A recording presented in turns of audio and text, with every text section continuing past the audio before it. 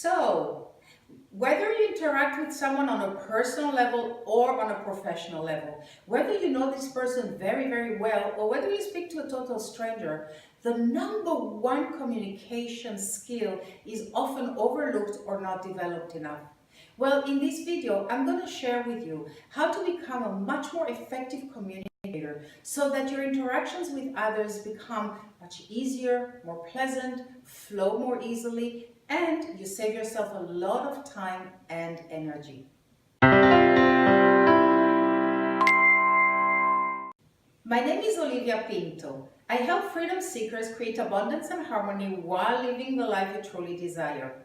So if you seek freedom, or if you want to have access to valuable information, tips and tools to create abundance and harmony, make sure to hit the subscribe button and the little bell next to it so you'll get notified every time I post a new video for you. So what is the most vital part of communication? It's listening. And listening and hearing is not the same thing, not at all. Hearing is the ability to perceive sound, and it's a passive ability. We either hear or we don't hear. Whereas listening is a skill that requires one's attention. So it's an active skill, and it's something that we can learn, we can develop, we can master, and we can always get better at. Hearing tells you that music is playing, while listening tells you what the song is all about. And that's very different. Just knowing that there is a song playing because we could hear it physically is very different than paying attention to the sound that we perceive. There's a beautiful saying that I love. No one is as deaf as the man who will not listen. No one is as deaf as the man who will not listen. In fact, you can have deaf people who listen much more than people who can actually physically hear, and they're not in listening mode at all. So it's very important that we recognize that so many of us don't listen enough or don't listen as well as we could. And in fact, so many people, not only that they don't listen, but they're just waiting for their own turn to reply, or they start formulating the answer while the other person is speaking, or even worse, they interrupt the person in the middle and impose their own opinion on them, which obviously is not listening. So it's very important to recognize this. But it's even more important to be honest with ourselves and to recognize when we don't listen enough and how often we don't listen enough. Okay? And so once we recognize, we have to start, first of all, developing our listening skills before we can start telling others how to listen. So it's very important to develop the listening skills. How do we improve our listening skills? Well, there are many ways, and my sincere advice to you is to pay attention to all the tips that I'm going to give you now, but choose one or two only to apply at a time. Because if you're going to try to apply all the things while you listen to someone else, instead of actually listening to the person, you will be so busy at trying to make sure that you're doing it the right way. And it can be so overwhelming, and obviously it can be counterproductive. So choose whichever tip you want out of the list that I'm going to give you now, and practice it until you become more familiar with it, and then go back to the list and add another tip. And each time you practice something else, and you add more and more tools to your toolbox. So tip number one, which I think is one of the most important tips, is to make a conscious decision to become an active listener and to develop the listening skills. Because it's not just by making the decision, okay, I made a decision, therefore I'm a good listener. It requires a whole journey of practice, because it's a skill that is not as developed as it could in most of us. And therefore, it requires our total focus, it requires our attention, it requires our willingness to be consistent as we listen to people. So we need to make the commitment to really practice and practice and practice and practice and practice and practice until we're better at it, until we're really skillful at listening. So the first, make a conscious choice. The second tip is choose the most appropriate environment whenever possible. Obviously, sometimes you'll have to talk to someone in a surrounding that is really not as supportive to the conversation, but there's really no other choice, then you have to adapt to the circumstances. But whenever you can, and especially when you schedule the meeting ahead of time, okay? Particularly if you have a certain unfinished business, a certain tension, a certain issue to resolve, a certain heaviness in the relationship or in the content of the conversation, then it's really, really crucial to set up the meeting in a place that has the most supportive environment for the best outcome of the conversation. Tip number 3 is to close or get rid or avoid any distractions. And it's not easy because we're so used to be with our mobile phone all the time. But when I listen to someone and I get an email come in and I just look very, very quickly to see what it is, I'm already not in listening mode. So you can turn your phone off. You can put it on airplane mode. You can put it on silent. You can leave it in the bag or somewhere not around the table or the space of the communication and the conversation.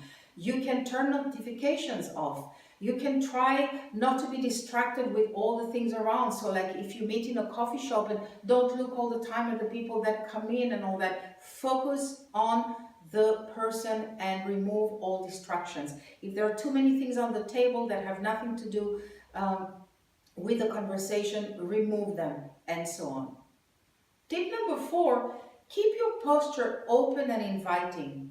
You see, if you share with me something, and while you're speaking, I am actually turning myself away from you, I'm bending backwards a little bit, I'm closing my arms, I'm frowning, I'm looking somewhere else, it's not really a very open, inviting posture. Whereas if I lean more forward towards you and my arms are open and I look at you and I'm really there for you and I'm turning towards you, I show you that I'm much more interested to listen to what you have to say than when I was in that position. So, open, inviting posture. Which leads to the next tip, tip number 5, and this is eye contact. It's so crucial, I cannot begin to tell you how crucial it is to look into someone's eyes when we talk to them. You see, there is a connection between the ability to maintain eye contact and connecting with truth or with honesty. It's no coincidence that when a little boy, for example, who was not supposed to eat a cookie, and he ate the cookie, and the parent asks him, "Did you eat that cookie?" And they will immediately look around and look above or look around and, no. And they won't look you into the eyes, because looking into the eyes has something related to honesty and truth. It's a very, very big topic, but what we need to understand is that when we look at someone's eyes, because nowadays it's something so rare to look into someone's eyes and to maintain the eye contact, these are two different things and both are very important, then what happens is that it immediately makes them trust you more. And there is nothing more valuable than someone that trusts you while they share something with you. Tip number 6, the non-verbal communication.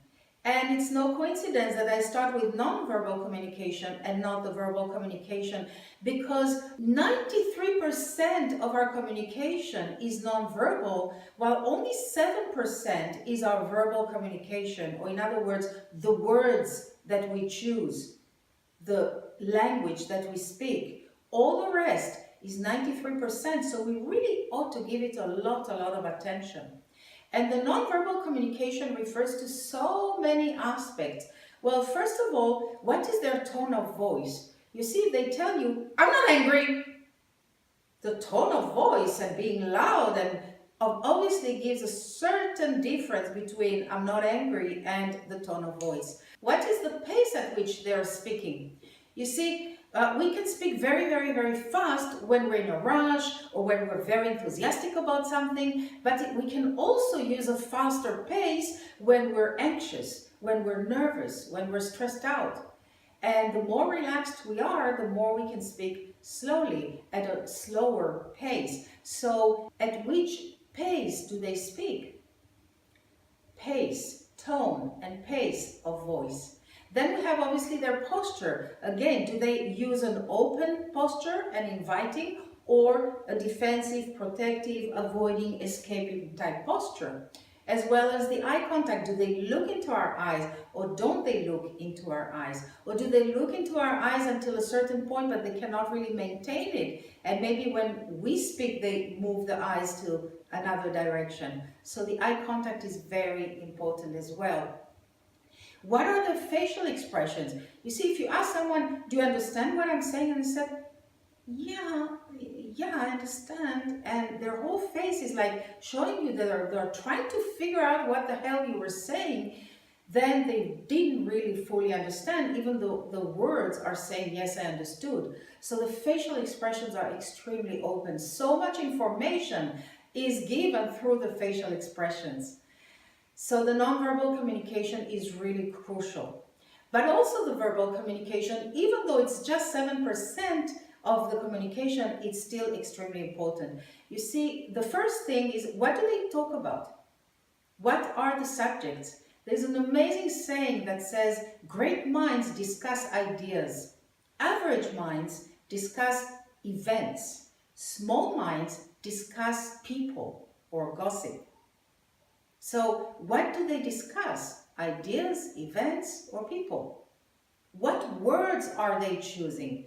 Do they use words that reflect how much they focus on problems or on solutions?